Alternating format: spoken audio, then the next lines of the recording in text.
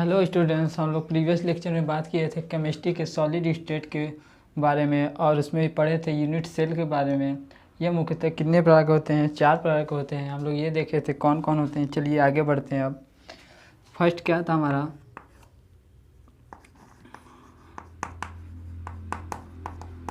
Primitive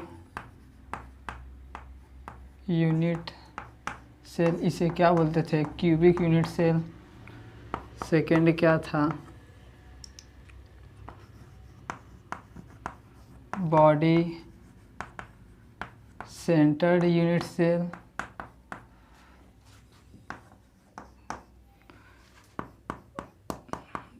third क्या था?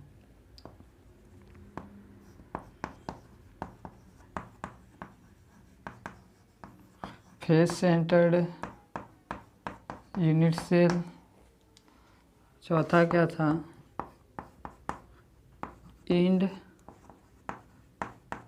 Centred unit cell. तो देखिए, इसे हम बीसीसी के नाम से भी जानते हैं, बीसीसी। इसे एफसीसी के नाम से भी जानते हैं। अब एक एक के बारे में हम लोग चर्चा किए थे, जिसमें हमारा प्रिमिटिव यूनिट सेल हो गया था। प्रिमिटिव यूनिट सेल यानी क्यूबिक यूनिट सेल हो गया था। क्या होता है प्रिमिटिव यूनिट सेल यानी क्यूबिक यूनिट सेल? क्या होता है? चलिए एक बार रिपीट कर लेते हैं। हमारा क्या था?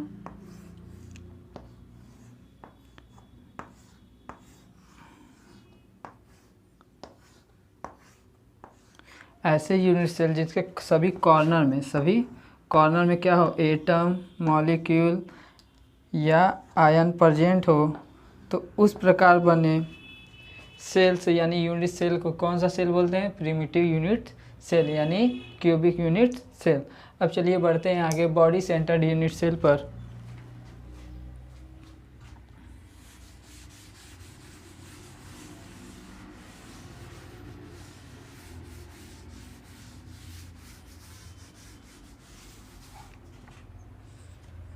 देखिए, बॉडी सेंटर्ड यूनिट सेल आपका क्या होता है? ऐसा यूनिट सेल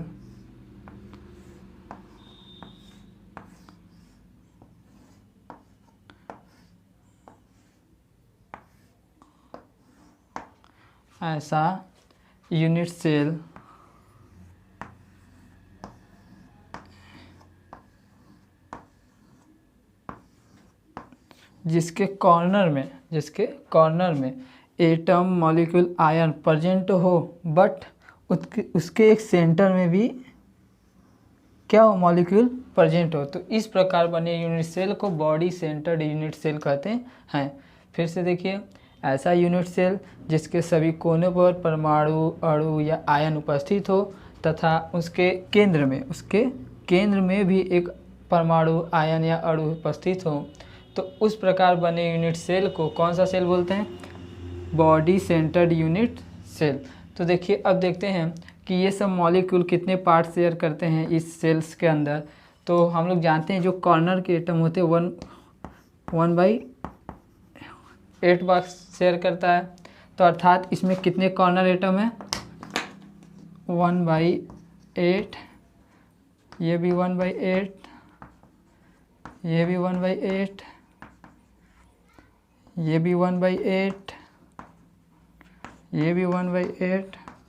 मतलब जितने भी क्या करेंगे, सभी 1/8 भाग शेयर करेंगे। ये भी करेगा। अर्थात कितने एटम है हमारे? सभी 8, यानी 8 कुल परमाणु हैं।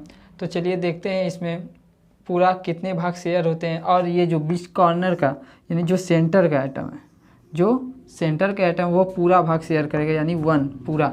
ठीक है, तो चलिए देखते हैं इसमें total number of molecule, atom या आयन कितने होते हैं। तो देखिए, चलिए देखते हैं total number of molecule in BCC. देखिए, इनमें कोने पर कितने परमाणु हैं? 1 2 3 4 5 6 7 8। 8 परमाणु सभी कोने पर। और ये कितने भाग शेयर करते हैं? 1/8 भाग। ठीक है। फिर प्लस एक कहाँ पर, सेंटर पर, तो यह पूरा बीच में होता है, ठीक। यानी सेल्स जो सेल है उसके कहाँ, बीच में, सेंटर में। तो क्या हुआ, 8 से 8 गया, क्या बचा, 1 + 1 यानी 2 मॉलिक्यूल,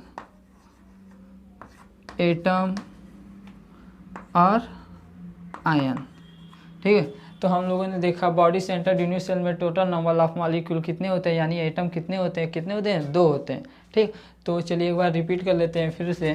पहले बॉडी सेंटर्ड यूनिट सेल किसे कहते हैं, ऐसे यूनिट सेल जिनके सभी कोनों पर परमाणु, अणु या आयन उपस्थित तो हों, बट उनके एक सेंटर में भी क्या होना चाहिए, अणु, परमाणु या आयन होना चाहिए। तो उस प्रकार यूनिट सेल्स को बॉडी सेंटर्ड यूनिट सेल कहते हैं, अर्थात BCC कहते हैं। फिर हम लोगों ने क्या देखा आगे कि इसमें कितने टोटल नंबर ऑफ मॉलिक्यूल होते हैं। तो हम जानते हैं कॉर्नर के एटम 1/8 भाग इस सेल्स के अंदर होते हैं, ठीक। तो सभी कितने हैं, सभी कोने पर 8 परमाणु हैं। तो देखेंगे टोटल नंबर ऑफ मॉलिक्यूल इसमें कितने होते हैं। तो हम लोगों ने देखा 8 कोने पर 8 परमाणु 1/8 भाग शेयर करने वाले परमाणु हैं, तो वो लिख दिए हैं। और सेंटर में कितने, 1 हैं पूरा, तो यानी +1। तो फिर देखें ये 8 से 8 कैंसिल आउट हो गया। फिर 1 + 1 यानी 2 मॉलिक्यूल, एटम भी हो सकता है या आयन भी हो सकता है, ठीक है स्टूडेंट। चलिए इसे कॉपी करिए, फिर हम लोग बढ़ते हैं आगे।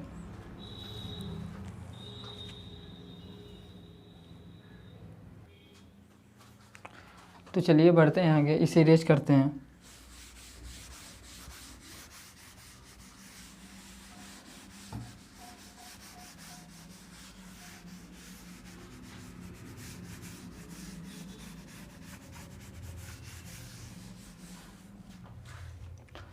देखिए हमारा थर्ड टाइप क्या आता है,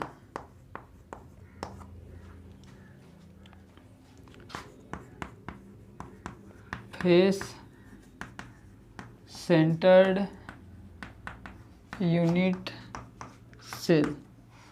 तो देखते हैं, चलिए फेस सेंटर्ड यूनिट सेल क्या होता है। ऐसे यूनिट सेल्स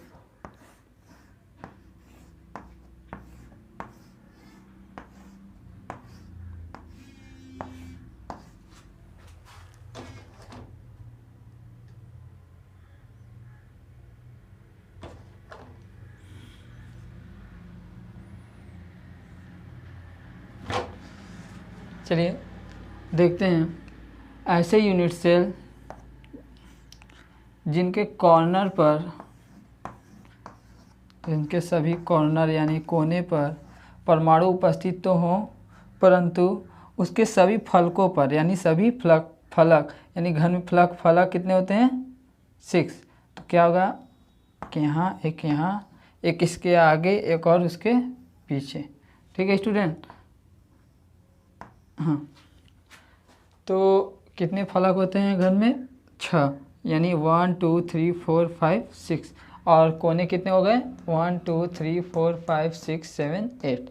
तो चलिए देखते हैं, फेस सेंटर्ड यूनिट सेल का परिभाषा क्या होता है। ऐसे यूनिट सेल जिनके सभी कोनों पर परमाणु, अणु या आयन उपस्थित तो होते हैं, बट उनके सभी फलकों पर भी अणु, परमाणु या आयन उपस्थित होते हैं। तो उस प्रकार के यूनिट सेल को क्या बोलते हैं, फेस सेंटर्ड यूनिट सेल, यानी इसे क्या बोलते हैं, FCC।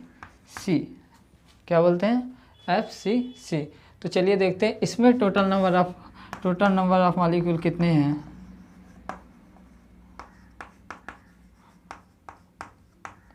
मॉलिक्यूल, एटम या आयन, चलिए देखते हैं। ये 1/8 भाग शेयर करता है, तो यानी कितने कोने हैं, 8। तो फिर प्लस हो गए। अब हम जानते हैं कि इसके जो फलक पर क्या होंगे, आधे परमाणु ऊपर रहेंगे और आधे क्या रहेंगे, नीचे। तो यानी ये जो परमाणु कितने भाग शेयर करेगा, 1/2। कितना, 1/2 भाग शेयर करेगा। तो कितने हैं परमाणु इसमें आधे आधे के, 1 2 3 4 5 6। तो क्या होगा, 6 × 1/2। तो देखते हैं, कैंसिल आउट हो गया, 2 3 × 6, क्या हुआ, 1 + 3 यानी 4 मॉलिक्यूल, एटम और ion is present in FCC, यानी FCC में टोटल नंबर ऑफ मॉलिक्यूल कितने होते हैं, एटम और आयन कितने होते हैं, 4। ठीक है स्टूडेंट, तो चलिए एक बार रिपीट आउट कर लेते हैं। फेस सेंटर्ड यूनिट सेल किसे कहते हैं, ऐसे यूनिट सेल जिनके सभी कोनों पर अणु, परमाणु या आयन तो उपस्थित होते हैं, परंतु उनके सभी फलकों पर भी अणु, परमाणु या आयन उपस्थित होते हैं, तो उस प्रकार के यूनिट सेल को फेस सेंटर्ड यूनिट सेल कहते हैं। अब चलिए देखते हैं इसका total number of molecule atom या आयन क्या होता है। तो हम लोगों ने देखा 1/8 भाग शेयर करता है कोने का परमाणु, और 8 कोने हैं, तो 8 × 1/8 हो गया, प्लस और 6 1 2 3 4 5 6 यानी 6 परमाणु ऊपर फलक पर है, तो यानी फलक के परमाणु 1/2 भाग शेयर करते हैं। ठीक है, तो 6 × 1/2 हो गया, 2 3 जा 6 हो गया, 1 + 3 किए तो कितना है, 4 मॉलिक्यूल आया या एटम या ion is present in FCC। ठीक है स्टूडेंट, तो चलिए इसे भी कॉपी करिए, फिर हम लोग बढ़ते हैं आगे।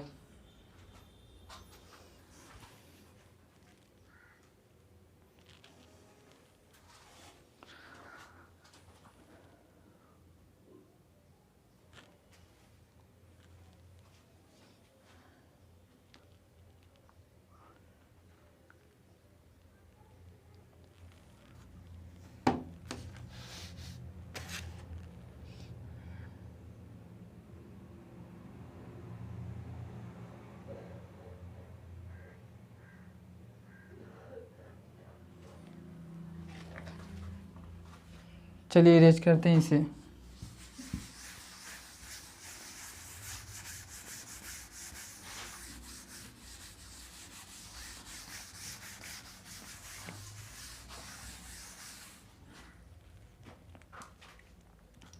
अब चलिए देखते हैं चौथा सेल्स क्या होता है आपका, इंड सेंटर्ड यूनिट सेल। तो देखिए इंड सेंटर्ड यूनिट सेल क्या होता है,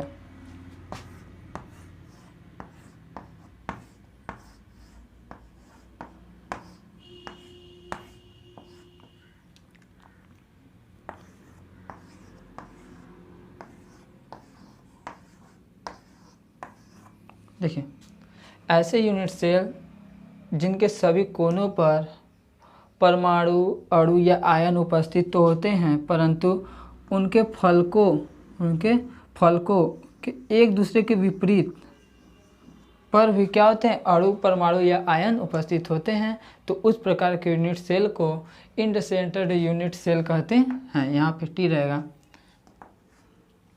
तो देखिए फिर से इसका परिभाषा, ऐसे यूनिट सेल जिनके सभी कोनों पर अणु, परमाणु या आयन उपस्थित होते हैं, परंतु उनके फलकों के एक दूसरे के विपरीत भी अणु, परमाणु या आयन उपस्थित होते हैं, तो इस प्रकार के यूनिट सेल को इंड सेंटर्ड यूनिट सेल कहते हैं।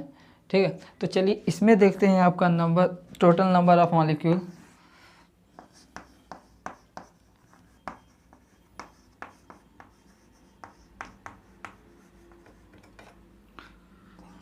एटम या आयन, चलिए इसके कोने पर कितने परमाणु हैं, 8, कितने भाग शेयर करते हैं, 1/8 भाग, प्लस और 2 परमाणु एक दूसरे के विपरीत किस पे, फलकों पर, यानी फलकों के कितने भाग शेयर करते हैं, 1/2 भाग, तो कितने हो गए, 2 × 1/2, इससे कैंसिल आउट हो गया, ये इससे कैंसिल आउट हो गया, कितना गया, 1 + 1 कितना हुआ, 2 मॉलिक्यूल एटम या आयन। ठीक है स्टूडेंट, तो हम लोगों ने क्या देखा, यूनिट सेल्स देखें और देखा कि यूनिट सेल के टाइप देखें, कितने टाइप के होते हैं, 4 टाइप के होते हैं यूनिट सेल। फर्स्ट क्या था आपका, प्रिमिटिव यूनिट सेल यानी क्यूबिक यूनिट सेल, और सेकेंड आपका क्या था, बॉडी सेंटर्ड यूनिट सेल, तीसरा क्या था आपका फेस सेंटर्ड यूनिट सेल, और आपका चौथा क्या था, इंड सेंटर्ड यूनिट सेल। और एक एक करके उसके बारे में हम लोगों ने देखा कि किसे क्या बोलते हैं और किसमें टोटल नंबर ऑफ मॉलिक्यूल होते हैं, कितने होते हैं। तो चलिए एक बार इसे पूरा रिपीट कर लेते हैं।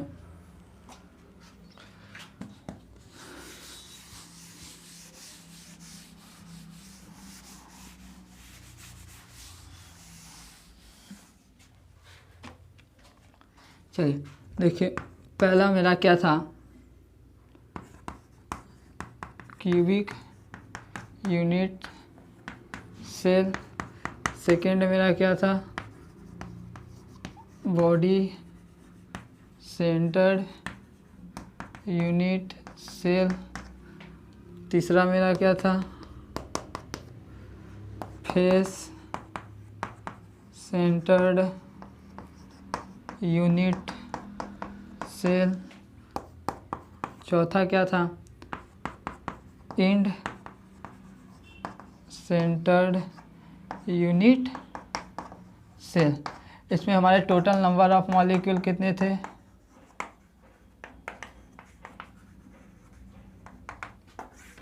देखिए इसमें हमारे क्यूबिक वाले में टोटल नंबर ऑफ मॉलिक्यूल कितने थे, 1 एटम। इसमें कितने थे atom, body centred unit cell में, हाँ कितने, 1 + 6 × 1/, नो, ये तो मेरा दूसरा हो जाएगा। फिर देखिए 1 + इसके सेंटर में भी थे 1 यानी 2 एटम। फिर सेंटर में हमारे कितने थे, 1 + 6 × 1/2 यानी 4 एटम।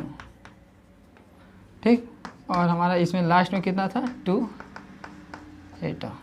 ठीक है स्टूडेंट, तो हम लोगों ने यूनिट सेल के बारे में पढ़ा, एक एक करके cubic unit cell, body centred unit cell, face centred unit cell और इंड सेंटर्ड यूनिट सेल। और चलिए इसे आप कॉपी करिए, फिर हम लोग बढ़ते हैं आगे।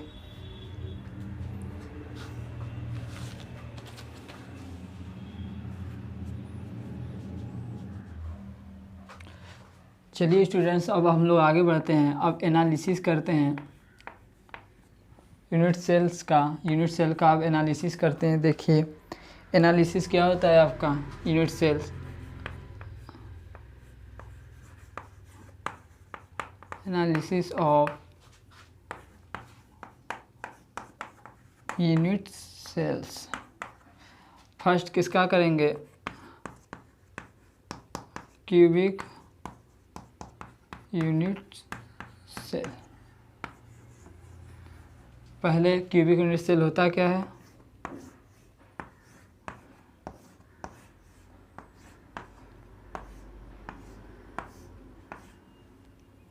जिनके सभी कॉर्नर में एटम, मॉलिक्यूल और आयन प्रेजेंट होते हैं, उसे क्या बोलते हैं, क्यूबिक यूनिट सेल। तो चलिए देखते हैं इसमें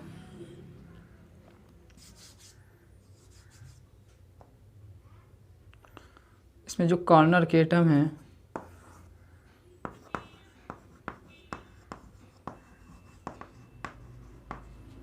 कंट्रीब्यूट 1/8 पार्ट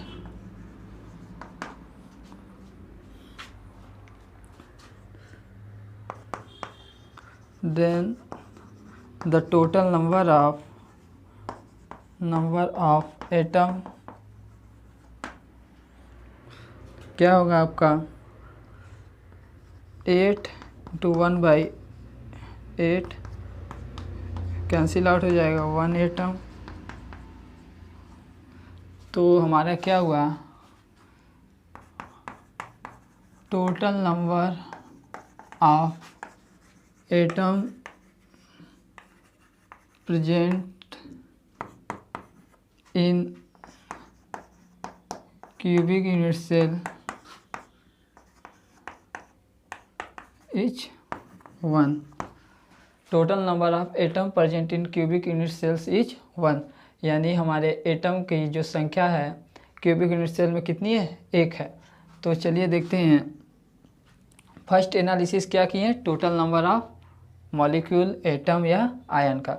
अब देखिए फर्स्ट आपका हो गया एनालिसिस कि total number of atoms, molecule, ion कितने होते हैं क्यूबिक यूनिट सेल में। अब देखिए सेकंड क्या देखते हैं, देखिए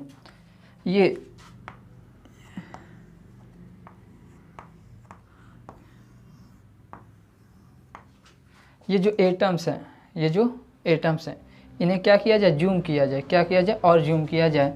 तो मान लीजिए ये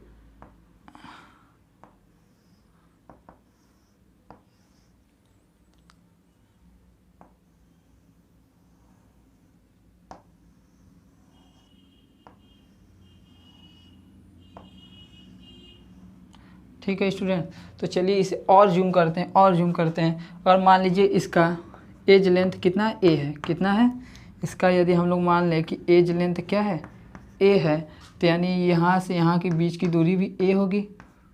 ठीक है, तो अगर यदि हम इसका एज लेंथ कितना माने, ए है, तो चलिए देखते हैं अब क्या होगा हमारा। इसे क्या करते हैं, और जूम करते हैं। चलिए जूम करते हैं इसे।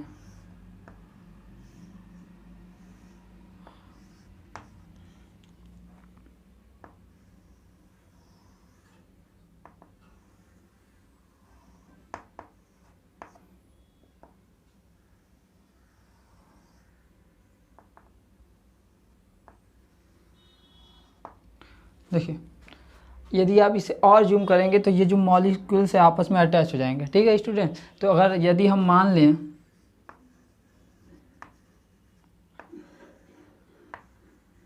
यदि मान लें कि ये सब मॉलिक्यूल या एटम का क्या है, सेंटर, क्या है, सेंटर, तो देखिए, तो यहाँ से यहाँ के बीच की दूरी क्या होगी, आर, यहाँ से यहाँ के बीच की दूरी क्या होगा, आर, और यहाँ से यहाँ के बीच की दूरी भी क्या होगी, आर। यदि इसे हम रेडियस मान ले, कि इसे सेंटर मान ले, ये क्या है मेरा सेंटर, तो सेंटर से और यहाँ के बीच की दूरी क्या हो, रेडियस। ठीक है, तो यदि इसका रेडियस आर है तो इसका भी रेडियस आर होगा। ठीक, और हम लोग क्या माने, एज लेंथ कितना है इसका, ए। ठीक है स्टूडेंट, तो हम लोग देखेंगे अब second, relation between edge length and radius.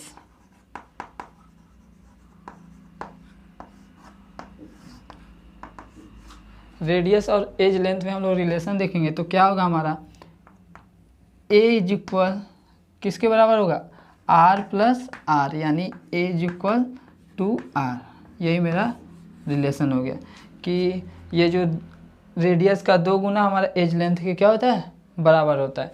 ठीक है स्टूडेंट, तो अभी हम लोगों ने देखा क्यूबिक यूनिट सेल के एनालिसिस के बारे में। तो फर्स्ट एनालिसिस मेरा क्या था कि टोटल नंबर ऑफ एटम्स कितने होते हैं, 1 एटम्स होते हैं। और सेकेंड एनालिसिस क्या है मेरा, relation between edge length and radius. तो हम लोगों ने देखा इस पार्ट को क्या किया, जूम किया, तो इतना जूम हुआ। यदि हम इसे मान लें एज लेंथ ए है, तो इस वाले पार्ट को और जूम करने पर, क्या करने पर, जूम करने पर, जैसे फोटो होता है ना, उसे जूम करके देखते हैं, तो इसी प्रकार इसे और जब जूम करेंगे तो ऐसे देखेंगे, ऐसा आपका स्ट्रक्चर बनेगा।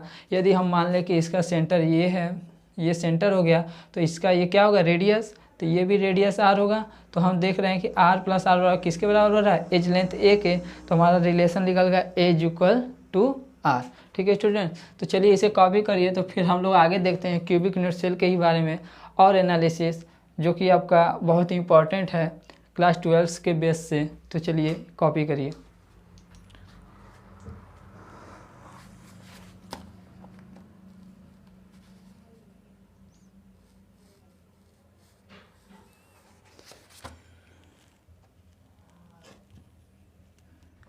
देखिए स्टूडेंट्स, अब हम लोग आगे बढ़ते हैं क्यूबिक यूनिट सेल के एनालिसिस के बारे में। यानी पैकिंग फ्रैक्शन में क्या होता है आपका, किसी यूनिट सेल में परमाणुओं द्वारा घेरे गए कुल स्थानों को परसेंटेज यानी प्रतिशत में ज्ञात करना ही संकुलन क्षमता कहलाता है। तो देखिए क्या होता है आपका संकुलन क्षमता यानी पैकिंग फ्रैक्शन। फिर से देखिए क्या होता है, किसी यूनिट सेल में परमाणुओं द्वारा कितना स्थान घेरा गया है, ठीक है, उसे हम लोग परसेंटेज में ज्ञात करेंगे। ठीक, कि 10% घेरा गया है, 20% घेरा गया है, 50% घेरा गया है। तो यही हम देखेंगे कि क्यूबिक यूनिट सेल में परमाणुओं द्वारा घेरा गया स्थान कितना है। ठीक, उसे हम लोग किस में व्यक्त करेंगे, परसेंटेज में। यही व्यक्त करने को ही क्या बोलते हैं, संकुलन क्षमता। यानी फिर से देखिए संकुलन क्षमता क्या होता है, किसी एक कोष्ठिका में परमाणुओं द्वारा घेरे गए कुल स्थान को प्रतिशत के रूप में व्यक्त करना ही संकुलन क्षमता कहलाता है। ठीक है, तो देखिए हमारा क्या बनेगा फॉर्मूला आपका, पैकिंग फ्रैक्शन बराबर वॉल्यूम ऑक्युपाइड बाय एटम बटा के volume of unit cell into 100 रहेगा। क्या रहेगा 100। ठीक है, तो हमारा क्या आया पैकिंग फ्रैक्शन बराबर volume occupied by atoms upon volume of unit cells into 100। यही आपका हो जाएगा फार्मूला। तो चलिए एक एक करके इस पर डिस्कस करेंगे कि हमारे क्यूबिक यूनिट सेल्स में कितने स्थान घेरे गए हैं परमाणुओं द्वारा। तो चलिए देखते हैं।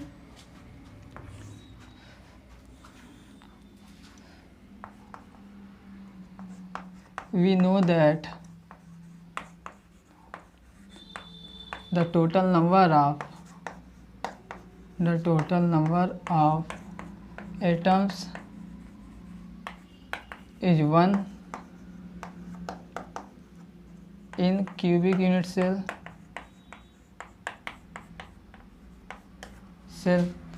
तो क्या होगा आपका परमाणुओं की संख्या यानी कितनी हो गई 1।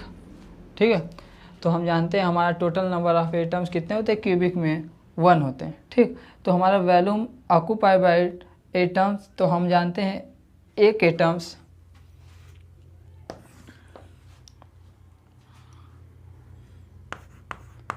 Volume of 1 atom, volume of 1 atom तो क्या होगा 1 इंटू एक परमाणु, यानी परमाणु होता है गोला। ठीक, तो गोले का आयतन क्या होता है 4/3 पाई आर क्यूब। ठीक है, तो हम एक परमाणु का आयतन निकाल लिए, हमारा कितना आया 1 इंटू 4/3 पाई आर क्यूब। अब हम देखेंगे volume of unit cells, volume of unit cell, तो हमारा वॉल्यूम ऑफ यूनिट सेल्स क्या होगा, हम जानते हैं घन का आयतन क्या होता है ए क्यूब। ठीक, अब देखिए हम लोग लगाएंगे अपने पुटअप करेंगे इसका वैल्यू, पैकिंग फ्रैक्शन के फार्मूला में हम लोग वैल्यू इसका पुटअप करेंगे। तो हमारा क्या आएगा पैकिंग फ्रैक्शन बराबर वॉल्यूम ऑक्युपाइड बाई एटम कितना है 1 into 4/3 pi r cube by a cube. तो हमारा ए क्यों आया, फिर हम लोग जानते हैं कि हम लोगों ने देखा था कि relation between edge length and radius, यानी हमारा क्या आया था a is equal to r. तो हम लोग यहाँ पे वैल्यू रखेंगे इसका, तो क्या आएगा हमारा 4/3 पाई आर क्यू बाई इसका क्या रखेंगे 2 आर का क्यू, क्या रखेंगे 2 आर का क्यू। तो चलिए देखते हैं ऊपर।